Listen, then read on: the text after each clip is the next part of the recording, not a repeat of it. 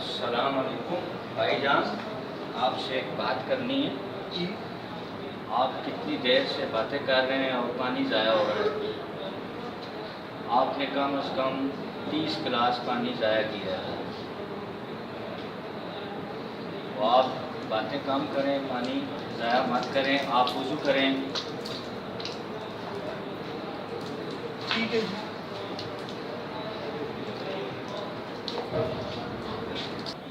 1 2 3 تو چلتا.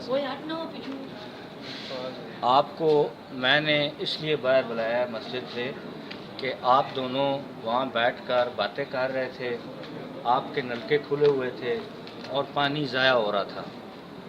کم از کم آپ نے 30 گلاس پانی ضائع کیا ہے. تو یہ ایک وقت میں 30 لوگوں کا پانی آپ نے ضائع کیا ہے. ایک تو اسلام میں کسی بھی چیز کو ضائع کرنے کے بارے میں حتمی طور پہ منع فرمایا گیا ہے.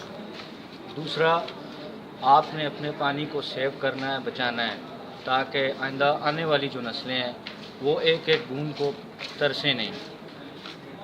تو یہ میرا پیغام تمام اپنے پاکستانی مسلمان بھائیوں کے لیے بھی ہے کہ آپ وضو کریں یا گاڑی دھوئیں یا اپنا موٹر سائیکل دھوئیں، تو پانی کو مہربانی کر کے آپ ضائع نہ کریں.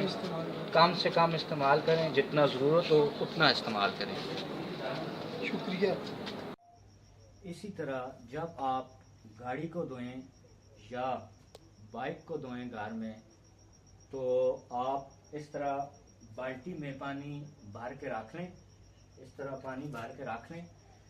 جب جتنا پانی آپ کو چاہیے اتنا آپ استعمال کریں. ٹھیک ہے.